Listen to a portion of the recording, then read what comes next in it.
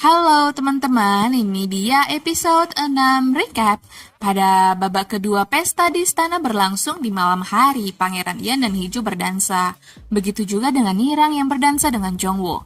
Irang dan Jongwo mengira kalau malam itu adalah malam perpisahan untuk Hiju dan Pangeran Ian. Karena itulah janji Pangeran Ian kepada mereka berdua, tetapi nyatanya Pangeran Ian melakukan hal yang sangat mengejutkan di malam itu. Dia tidak hanya berdansa, tetapi dia juga melamar Hiju. Dia meminta restu dari Yiyun yang adalah putra mahkota. Yiyun sempat ragu untuk menjawab karena Irang udah ngode-ngode Yiyun untuk tidak merestui hubungan Pangeran Ian dan Hiju. Tetapi pada akhirnya Yiyun mengikuti kata hatinya.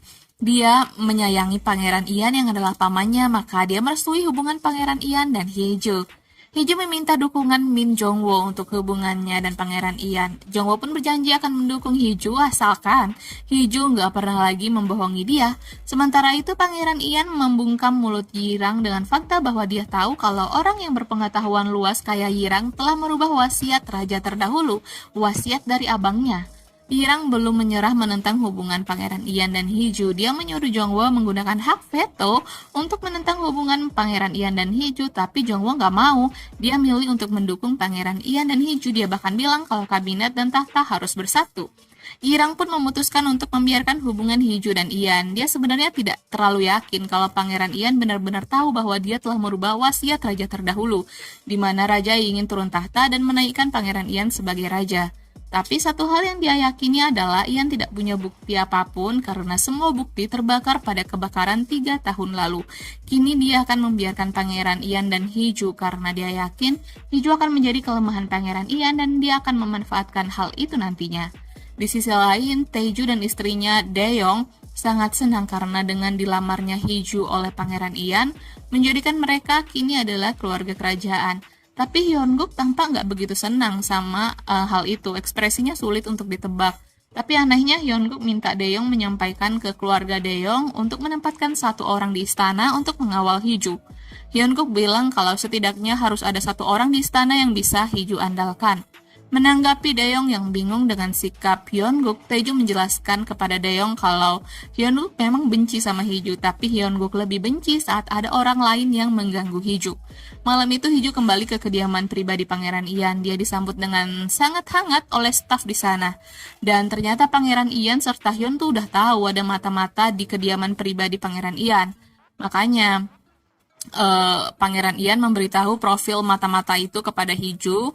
Kemudian dia minta Hiju buat hati-hati. Sekretaris Do juga ikut pindah ke kediaman pribadi Pangeran Ian untuk melindungi Hiju. Keesokan harinya Hiju ke istana lagi untuk bicara tentang persiapan pernikahan.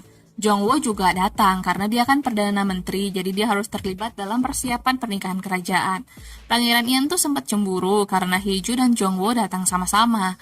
Dia kayak semakin kesel tahu kalau Jongwo udah tahu bahwa dia dan Hiju akan menikah secara kontrak dan akan cerai nantinya. Ditambah lagi Jongwo bilang kalau dia akan mendukung Pangeran Ian dan Hiju sampai nanti Pangeran Ian dan Hiju bercerai. Setelah pembicaraan tentang persiapan pernikahan berakhir, Hiju jelasin kenapa Jongwo bisa tahu tentang kesepakatan mereka, tapi Pangeran Ian tuh nggak bisa terima dengan mudah. Ini justru buat Hiju tuh jadi kesal. Dia bilang kalau sebenarnya sebagai seorang pebisnis pun dia itu udah benar-benar nahan diri untuk nggak buat kontrak secara tertulis. Tapi Pangeran Ian malah sekarang tuh kayak marah-marah gini. Hanya karena Jongwo tahu tentang kesepakatan mereka. Pangeran Ian yang lagi kesel sama sensitif, akhirnya tuh kayak terpancing. Dia setuju untuk menulis kontrak tentang hubungan mereka, di mana tertulis di kontrak itu kalau selambat-lambatnya mereka akan bercerai setelah 3 tahun menikah dan semua yang pernah mereka lakukan bersifat rahasia. Di tengah-tengah mereka sedang menulis kontrak, Irang tuh datang. Dia ngundang Pangeran Ian dan Hiju untuk makan malam. Pas makan malam tiba, Irang mabuk. Dia menceritakan kepada Hiju tentang kehidupan Pangeran Ian selama ini, tentang cerita-cerita lucu yang masih bisa diterima oleh Hiju. Tapi tiba-tiba, Irang mulai membicarakan tentang ketidaksetujuannya pada hubungan Hiju dan Pangeran Ian. Dia bahkan bertanya-tanya apakah kalau ayahnya Pangeran Ian itu masih hidup, apakah ayahnya Pangeran Ian itu bakal setuju sama hubungan Hiju sama Pangeran Ian. Irang bahkan bilang kalau dari dulu Ian itu adalah penghalang bagi abang Ian untuk jadi raja, dan sekarang adalah penghalang bagi keponakan Ian, yaitu Yeyun untuk menjadi raja. Yeyun menyebut bahwa dari dulu ayah Ian sangat membenci Ian. Ian tuh cuma bisa diam, dia marah tapi nggak bisa lawan. Maka dari itu Hiju yang turun tangan, dia menarik tangan Ian dan pergi. Dia sangat marah dengan perkataan Irang yang kurang ajar. Dia bilang ke Pangeran Ian kalau dia tuh bener-bener udah sabar banget sama sikap Irang karena mereka belum resmi nikah. Tapi nanti setelah mereka resmi nikah, dia pasti akan menyelesaikan semuanya untuk Pangeran Ian. Dia akan membungkam mulut Irang agar Irang tidak bisa lagi bicara seenaknya pada Pangeran Ian. Malam itu Pangeran Ian memulai misi tidak tunduk pada kehendak istana. Dia minta Hiju membawa dia keluar dari istana karena dia nggak mau tidur di istana malam itu. Hiju membawa Pangeran Ian ke kapal pesiar pribadi miliknya karena Pangeran Ian sangat ingin merasakan terbang. Selama di kapal pesiar itu, Hiju mengajarkan Ian memakan semua makanan tanpa mengikuti aturan dari istana dan Ian merasa cukup bahagia. Di akhir, Hiju membentangkan tangannya menikmati angin malam dan karena satu hal, dia hampir terjatuh. Ian menopang tubuh Hiju dan membuat wajah mereka sangat dekat, hingga akhirnya berciuman.